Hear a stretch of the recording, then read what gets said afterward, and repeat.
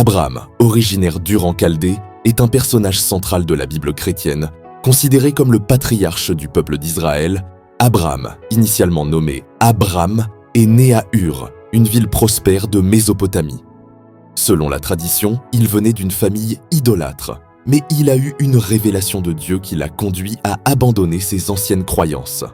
Mais avant de continuer l'histoire, n'oubliez pas de vous abonner, d'activer la cloche de notification pour ne rien rater sur nos nouvelles vidéos. Let's go! À l'âge de 75 ans, Dieu appelle Abraham à quitter sa terre natale pour se rendre en Canaan, une terre promise.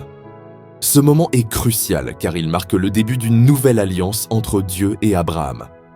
Dans Genèse chapitre 12 versets 1 à 3, Dieu lui promet qu'il fera de lui une grande nation. Il bénira ceux qui le bénissent et maudira ceux qui le maudissent. Par lui, toutes les familles de la terre seront bénies. Abraham obéit et part avec sa femme Sarah et son neveu Lot. Il traverse plusieurs régions, rencontrant des défis tels que la famine en Canaan, ce qui les pousse à se rendre en Égypte. Genèse, chapitre 12, verset 10. Là, Abraham fait passer Sarah pour sa sœur par crainte pour sa vie, ce qui entraîne des complications avec le pharaon. Après leur séjour en Égypte, Abraham retourne à Canaan où il construit des autels et invoque le nom du Seigneur. Genèse, chapitre 13, verset 4. Il se sépare finalement de Lot pour éviter les conflits entre leurs troupeaux. Genèse, chapitre 13, verset 5. Malgré les promesses divines, Abraham et Sarah restent sans enfants pendant de nombreuses années. À un moment donné, Sarah propose qu'Abraham ait un enfant avec sa servante Agar. Cela donne naissance à Ismaël, mais Dieu réaffirme qu'Isaac, né de Sarah, sera l'héritier des promesses. Dieu établit une alliance avec Abraham, symbolisée par la circoncision. Ce rite devient un signe distinctif du peuple d'Israël.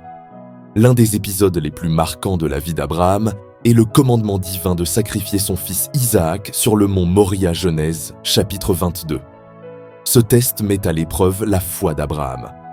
Finalement, un ange intervient juste avant qu'Abraham n'accomplisse l'acte, et un bélier est fourni comme substitut. Cet événement est souvent interprété comme une préfiguration du sacrifice du Christ dans la théologie chrétienne. Abraham est reconnu comme le père des croyants dans les traditions juives, chrétiennes et islamiques. Sa foi inébranlable et son obéissance à Dieu sont célébrées dans le Nouveau Testament dans Romains 4 comme un exemple de justification par la foi. Abraham meurt à l'âge de 175 ans et est enterré dans la grotte de Macpéla, près de Hébron. Genèse, chapitre 25, versets 7 à 10. Son héritage perdure à travers ses descendants: Isaac, Jacob, Israël et les 12 tribus d'Israël. L'histoire d'Abraham est riche en enseignements sur la foi, l'obéissance et la relation entre Dieu et l'humanité.